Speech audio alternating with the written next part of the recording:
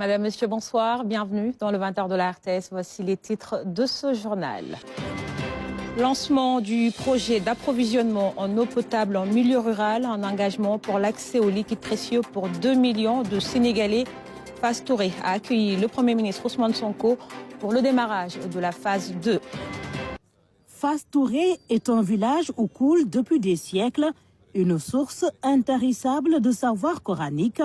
Son nom est toujours associé au vénéré Serigne Hadi Touré ou encore à Serigne Abdoulaziz Sy Dabakh, qui fut pensionnaire de son célèbre Dara.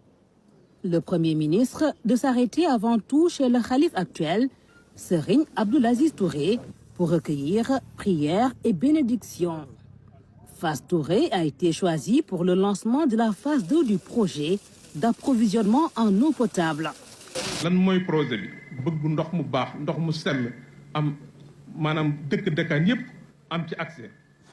Il a pour unique but de fournir de l'eau potable à toutes les zones, même les plus reculées. Nous sommes fiers du choix que vous avez porté sur notre région et sur Fass Touré pour accueillir le lancement qui a une envergure nationale. Projet boobu nag fu mu xew ci réew mi ñu fu ñu ko lancé woon phase 2 bi ci réew mi rek ci ñun la bokk. Projet la boo xam ne dina laal Sénégal yépp Dakar rek moo ci dul bokk. C'est un projet qui va couvrir l'ensemble des régions excepté Dakar. Il va réaliser beaucoup d'infrastructures hydrauliques de base. Il s'agit entre autres de 85 forages, des forages neufs et des forages rénovés. Le projet prévoit aussi des unités de potabilisation et de traitement de l'eau. Vous avez soulevé un problème de qualité de l'eau et nos équipes sont en train de travailler sur les solutions à y apporter. C'est une instruction reçue du chef de l'État que le Premier ministre nous rappelle souvent.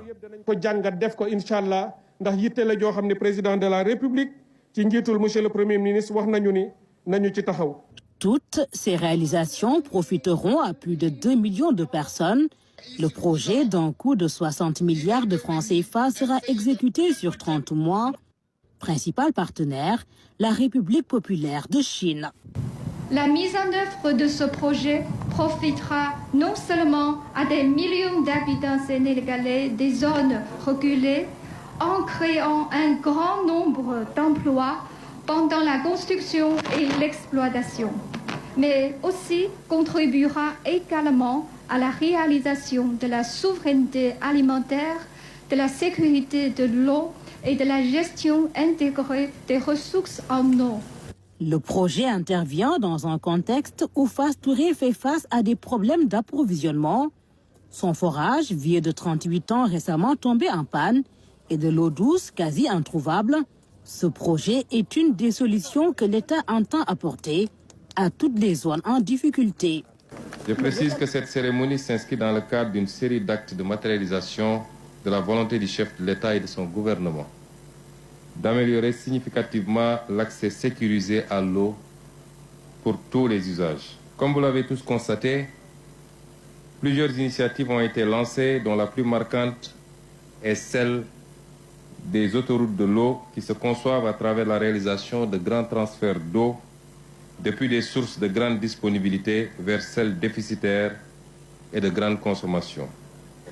Ainsi, cette initiative portera, entre autres, sur le grand transfert du lac de Guiers vers le triangle Dakar-Mbour-Thiès, incluant une branche vers la ville de Touba, dont le réseau sera intégralement renouvelé et modernisé. Je voudrais dire que le programme que nous lançons aujourd'hui n'est qu'un palliatif en attendant la réalisation de ce grand projet qui permettra de régler définitivement les préoccupations en matière hydraulique des populations de la zone, y compris la question de la salinité qui a été soulevée tantôt. Il y a également le transfert du lac de Guiers vers le Ferlo, les transferts interbassins avec 3 branches allant du fleuve Gambie, le barrage de Sambagalou, de la Koulountou et de Bakel vers le bassin arachidier jusqu'à Thiès. Les transferts d'eau souterraine de l'axe Malem-Odar-Sadio, entre autres. Pour le Premier ministre, ce jour marque le lancement des grands projets du chef de l'État. À l'attention des exécutants, il rappelle la démarche de rupture qui sera de rigueur. Il invite les parties prenantes du projet à respecter le délai de 30 mois convenu.